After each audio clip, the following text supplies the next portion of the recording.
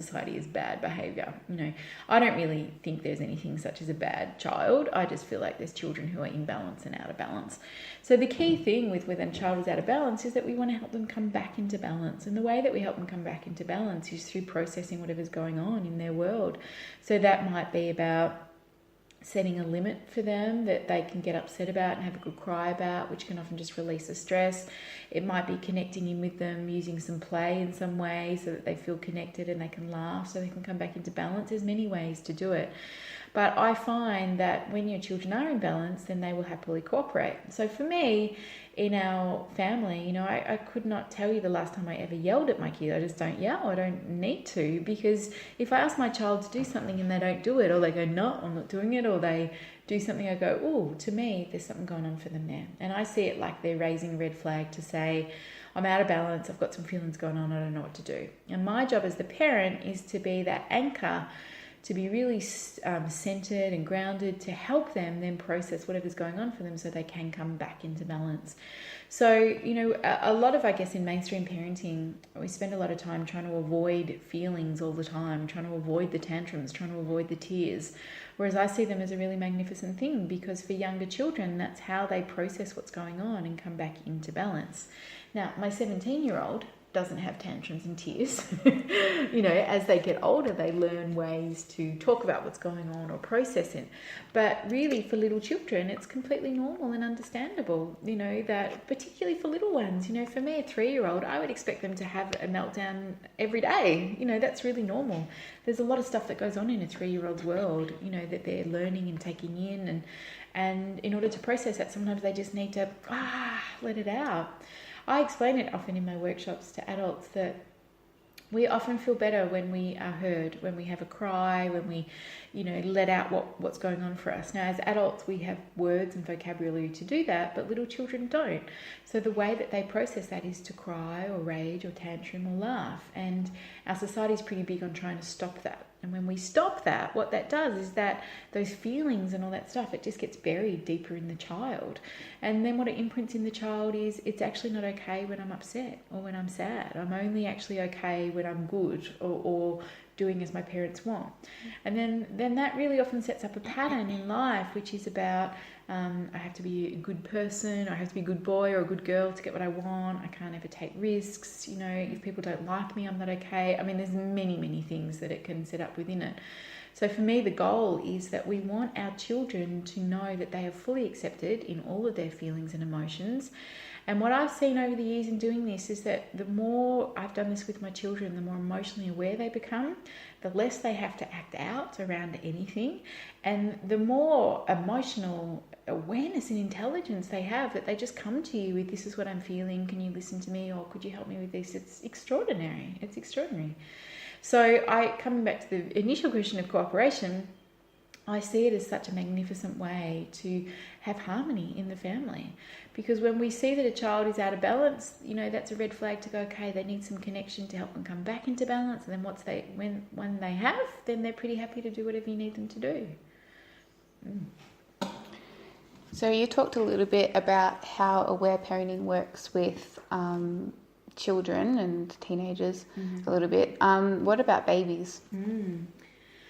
So for babies, it is very much the way that we look at it with aware parenting is that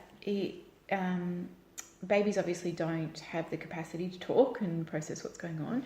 But when we look at a newborn baby, we have to remember that babies are taking in so much information every second. So it's quite overwhelming, the amount of information that they're taking in. And that may be them just sitting there laying on the floor looking out the window. Then we have people come around and want to hold the baby, or there's a older sibling that's yelling, or mum's feeling really unsure about being a mum, or all those kind of things. So the baby kind of feels and picks up on that. So it's very normal for babies to cry to process whatever's going on for them. So one of the things that we talk about in aware parenting is about holding a space for your baby to release its feelings. So we're a culture, again, that's really not okay with crying, and we try to stop it at all costs. So we use dummies, or we keep feeding, or we kind of shush our children a lot, rock them, those kind of things. And often what a baby needs once it's had its needs met, which means it's not hungry or it needs its nappy changed or whatever's going on for it, is they often just need to be able to be held in someone's arms lovingly and cry to let out what they're feeling. It's their way of communicating. So I always explain this best that I talk about it in my own life. When I had my son, 17 years ago, I had no idea about any of this. And so what I did at any cost was just jig him and try and use a dummy and all those kind of things to stop him crying. And he cried quite a lot and he just never slept, and I was very stressed. There was a whole lot of stress dynamic going on. So then when my second baby came along, I was a little bit more chilled as a mum, but when she would cry, I'd just give her the boob. So I just fed her and fed her and fed her. So then what happened is when I finally weaned her off the boob when she was 2, what she wanted all the time when she got upset was treats. So whenever she started to get upset, she was like, a treat, treat, treat. And so, I would start to just look at her thinking, God, every time she's upset, she needs to put something in her mouth. This was before I kind of got to Aware Parenting. And with my son, every time he was upset, he had to move. Like, he just never sat still. So then I discovered Aware Parenting and I read the book, and with my third child, I did it differently in the sense of that every day when I had a space, I would take her into my room and I'd hold her in my arms and I'd look her in the eye and I'd say to her, if there's anything you want to let go of, if there's anything you want to tell me, I'm listening. And she pretty much nearly every time would just start crying, and she would be looking me in the eyes as she was crying. Sometimes I would be crying, but it was like the most incredible, intense, beautiful connection. And as she would cry, I would just almost see the tension and stress release from her body, and then she would just sleep the most deep, beautiful sleeps. And all of a sudden I just kind of went, whoa, I spent so much time with my older kids trying to stop them crying and trying to get them to sleep. With my youngest, I was really embracing the crying and she slept better than all of them. And then it really made me look at my older 2 kids and think, wow, what have I done as far as kind of just stuffing those emotions down, and I began to see in Aware Parenting, we talk about something called a control pattern, which is something that we do when we have feelings to stop ourselves feeling the feelings. So for my son, it was just moving, and for my middle daughter, it was about eating. And so what I began to do with my older one is that, my middle child, that when she said I want a sweet or a treat, I would stop and I'd connect with her and go, we're not going to have a treat, but I'm happy to listen to how you feel, or you can tell me about it. And she all of a sudden would start raging, and so there was a bit of backlog in there, let me tell you. So once I did start listening, there was quite a few feelings that came out. But I began to see again a change in their whole personalities, that I was starting to listen to how they were feeling. So they weren't carrying as much stress, anxiety. They were so much more deeply connected and calm in their beings. So, I just saw how extraordinary it was as a tool to help our children process and feel what they need to feel. I always come back to again that we're a culture that doesn't like to feel stuff, and that has big impacts on us as adults. You can look at that as far as illness or all sorts of things. So starting from babies, when we can create some space to just listen to their feelings, we're imprinting again that I hear you, that I'm with you. It's okay to have a cry. I'll stay with you. I'm listening to you. And what I saw with my child is she cried far less than the others and was so much more content in her body and being and developmentally. And then as she moved into the toddler years, when she didn't get her own way or she felt frustrated about something, when she started to lose it, I'd just sit on the floor and go, you're doing a good job, let it out. And she would just cry or rage. And then she'd finish and then she'd go, what can we play with now? Like it was over and done. And then what I saw in her is just this incredible emotional awareness that when she had a feeling, she needed to let it out, and then she just moved on. And so then as she grew up, and she's nearly 10 now, what I've seen in her is the most extraordinary ability to identify what she's feeling and then ask for help if she needs some to process what's going on. And then she doesn't hang on to anything. So she'll, pick her up from school and she's like, I had a really hard day today because this happened and this happened and that happened and I feel like this and this.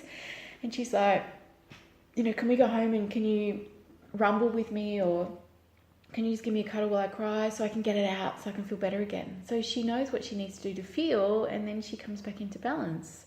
And not only do I see how extraordinary that is in her own being, I see how incredibly empathetic my children are with everybody, because they've learnt that feelings are normal and it's okay to listen to them and get them out. They do that in their lives with their friends, with other people. It's amazing. They have such deep empathy for people and compassion for their journeys, So I mean, there's some days where I have to go to work, and this was a few years ago. My younger one, you know, I could see she needed to have a real release, but I just didn't have time to do it. And, you know, my older two kids will go like, I'll listen to you, honey, come here and sit on my lap. And they would hold a space for her to cry, or they would just listen with incredible empathy and understanding. And I remember just thinking, this is like magic that my older kids are holding the most beautiful space for their younger sister. And then she would finish getting out whatever she needed to and then moved on. And I thought, this is extraordinary tools for them to take into their lives, because it allows them to be deeply connected to themselves and to other humans. And for me, that is the goal in life, really. Yep. Sorry, that went on a tangent from the baby. That's all right. I'll bring you back to the baby one though. So in terms of traumatic births, can we use aware parenting with our babies to help them heal? Yeah, definitely. So look, I mean, my belief is that, you know, we hold everything in our bodies, whatever happens to us. And so for babies that have had traumatic birth, whether that's forceps or a cesarean, or there's a lot of distress for mum in labour, or there's separation once the baby's born, those kind of things, you know, that can set up a big imprint in our baby's bodies, you know, that feels, you know, that they carry that stress. So for me, what I did with my youngest is I just created a space each day for her to let go of the stress that was happening in her body. When I finally brought her home from the hospital, and she'd been in the NICU for 10 days and had all sorts of tests, she was incredibly stressed. You could see her ferociously sucking all the time. She would move her hands in certain ways. Like it was, I mean, I was pretty aware of what tension looks like, but I could definitely see it. And so each day when I felt okay, I would sit there and just give her permission to cry and let it out. And I watched over a few months just the incredible change in her body.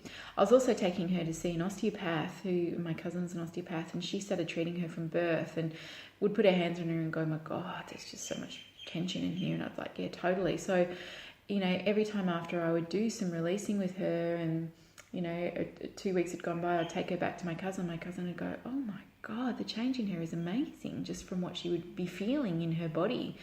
So, and part of that also too was me working through the birth trauma myself. So sometimes I would hold her and I would have tears. Sometimes I would tell her parts of the story as I was holding her, and she would have big cries about that. And I felt like it was just the most magnificent gift to help both her and I heal from the birth trauma that we went through. My best recommendation though to mums, if they want to do that, is to make sure that you feel centered enough to do it, because it can be super, super confronting. And part of the thing with aware parenting is that holding a space for our children is challenging. You know, to hold a space and allow your child to cry or rage, if we're not feeling centered or anchored, or we have a lot of our own unfinished business from childhood, it can bring up a whole lot of feelings for us. So the key thing is to always make sure your needs are taken care of first, whether that's you get to have a cry with someone else, or you get to talk about what's going on, so that you can come back and be as clear and anchored as possible just to listen to your children. So particularly with mums who, you know, if babies have had birth trauma, you know, it's a very, very gentle and delicate process. You know, I often say just go really slowly and gently and tune into yourself. And if it's just 10 minutes of crying and that feels enough, then that's great. You know, you don't have to keep going. If you reach a point where you say that feels enough for me, that's okay. I mean, a good thing to understand too, particularly around babies and crying, is that when we hear a baby cry, often it will bring up our own unfinished business. It'll bring up whatever was done to us as a child, whether that was we were shut down, whether we were put in a room on our own, whether we were given a dummy, whether we were rocked, whatever it is that was done to us as a child, often it will trigger us within that. So you have to be aware that when you are listening to your baby, that it may bring up your own feelings. And if you can be very gentle and delicate with your own feelings and talk to someone about it, or process in whatever way you can, then it becomes easier and easier for you to listen to your child. There's been heaps of parents I've worked with who the idea of their baby crying just is so distressing for them, you know, and you can see it clearly, it's tapping them into their own trauma. And so I've sat with them holding the mum while she's holding the baby who's crying, and helped her process through that, you know, and then she's been able to really sit and listen and hold a space for her child as well. And I really stress it's not for everybody. It really is about only if it resonates with you. I'm massively big with aware parenting about you got to tune into what feels okay for you. For some people, and again, I will really stress, holding your baby when they cry is really only if their needs have been met. If they're hungry, then feed them, or if they're cold, then change them, or whatever it is. But it's once their needs have been met, if you find that they're really unsettled or they're really agitated, it's probably because they need to have a good cry and release, and creating this